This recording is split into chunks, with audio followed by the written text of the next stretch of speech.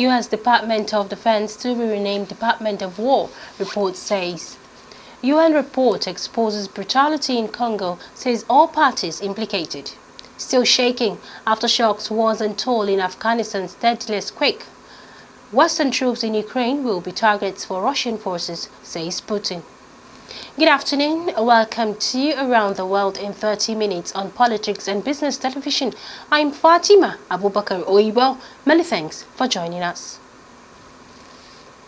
In a move stirring debate across Washington and beyond, President Donald Trump is set to sign an executive order renaming the U.S. Department of Defense as the Department of War, according to multiple reports. The rebrand, described by the administration as a return to warrior ethos, aims to project a more assertive image of American military strength. Defense Secretary Pete Hegseth echoed the sentiment, posting Department of War on social media, signaling the shift in tone. President Trump defended the change, saying, I quote and unquote, "Defense is too defensive. We want to be defensive, but we want to be offensive too if we have to be." He added that the name Department of War evokes the victorious legacy of World War I and II. The Pentagon was originally known as the War Department until 1949, when Congress restructured the military in the post-World War II era. While the executive order will allow the use of Department of War as a secondary title, a permanent change would require congressional approval, which remains uncertain. Critics argue the move is symbolic, costly, and potentially provocative, while supporters say it reflects a renewed focus on national strength and clarity of mission. The United Nations has released a damning report alleging that all parties involved in the conflict in Eastern Democratic Republic of Congo may be guilty of war crimes and crimes against humanity. According to findings from a UN fact-finding mission, both the Rwanda-backed M23 rebel group and the Congolese military and its affiliates have committed gross human rights violations since late 2024. This includes summary executions, torture, enforced disappearances, and systematic sexual violence, particularly in the provinces of North and South Kivu. The report highlights the use of gang rape and sexual slavery, often with the intent to degrade, punish, and break the dignity of victims. UN investigators also found credible evidence of Rwandan military support for M23, though Rwanda continues to deny involvement. UN High Commissioner for Human Rights Volker Turk described the atrocities as horrific and called for urgent accountability and international action to protect civilians and uphold justice.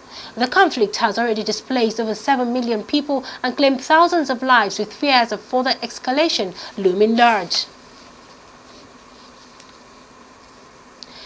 The United Nations has issued a stark alert. Climate change-driven wildfires and fueling a surge in global air pollution threaten human health, ecosystems, and economies on an unprecedented scale.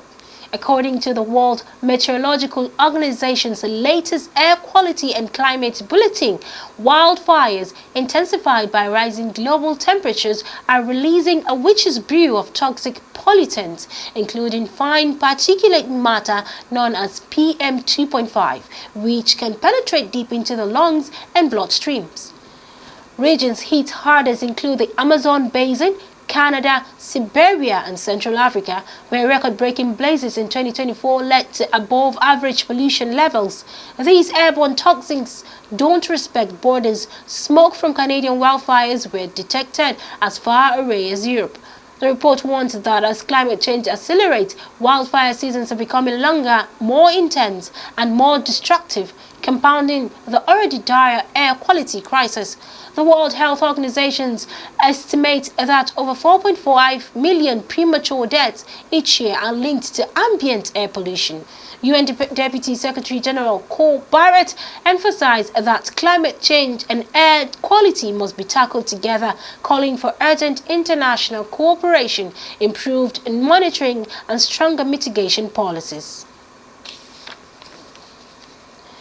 Moving to Sudan. In Western Sudan's Darfur region, aid workers are resorting to donkeys to reach survivors of a catastrophic landslide that has devastated the remote mountain village of Tarsin.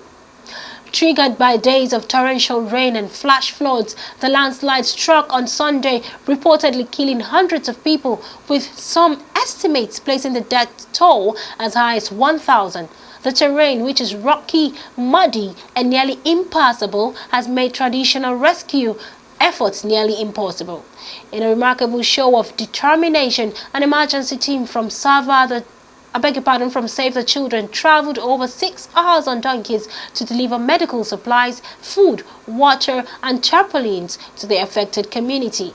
The team included doctors, child protection experts, and mental health professionals.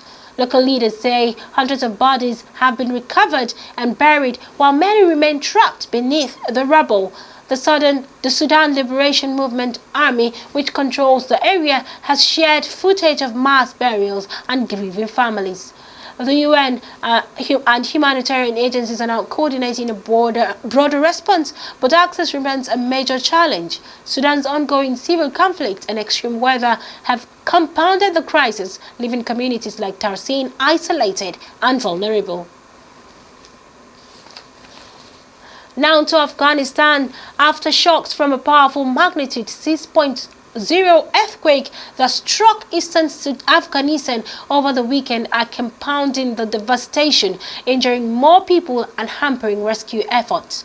The initial quake, one of the deadliest in the country's history, claimed over 2,200 lives and left more than 3,700 injured, with entire village flattened across provinces like Kunar, Nangarhar, and Lagman. Now a series of 5 shallow aftershocks, the strongest measuring 5.6, have rattled the region, triggering landslide and blocking access to remote communities. Aid workers report that families are sleeping outdoors in freezing mountain conditions, too afraid to return to their homes. In Nuristan province, survivors huddle under blankets, braving cold nights and uncertain futures. The Taliban-led government has issued an urgent appeal for international assistance as relief efforts are slowed by damaged infrastructure and limited resources. The World Health Organization warns of a looming health crisis, citing overcrowded shelters, unsafe water, and $4 million funding gap threatening critical medical support. Russian President Vladimir Putin has issued a stark threat, declaring that any Western troops deployed in Ukraine will be considered legitimate targets for Russian military strikes. Speaking at the Eastern Economic Forum in Vladivostok, Putin responded to a proposal from 26 Western nations, led by France and the United Kingdom, to send a reassurance force to Ukraine in the event of a peace agreement. The plan, unveiled at a Paris summit, aims to provide post-war security guarantees by deploying international forces on land, sea, and in the air. Putin dismissed the initiative outright, stating, and I quote, "If some troops appear there, especially now during the fighting, we proceed from the premise that they will be legitimate targets." End of quote. He argued that foreign military presence would undermine long-term peace and reiterated Russia's opposition to Ukraine's NATO membership.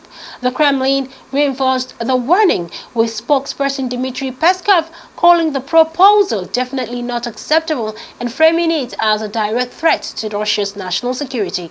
The United States has yet to commit to the plan, while Ukraine continues to push for robust Western backing to deter future aggression. The geopolitical divide over Ukraine's future security framework appears deeper than ever. The Fa'atuatua Ile Atua Samoa Watasi FAST party has officially retained power in Samoa following confirmation of its victory in the country's national election. FAST secured 30 out of 50 contested seats, granting it a clear majority in parliament and reaffirming its dominance in the Pacific Island nation's political landscape. However, the leadership baton is changing hands. Prime Minister Fiame Naomi Matafa, Samoa's first female leader, departed the party earlier this year amid internal disputes. She will be succeeded by FART's new leader, Lamelia Toa Leuta Schmidt, who is now set to become the next prime minister. The opposition Human Rights Protection Party won 14 seats, while Fiame's newly formed Samoa Uniting Party managed just 3, including her own. 4 seats went to independent candidates. The election held on August 29 followed months of political instability, budget gridlock, and factional infighting. Voters cited rising prices and economic concerns as key issues, with many calling for stability and stronger governance.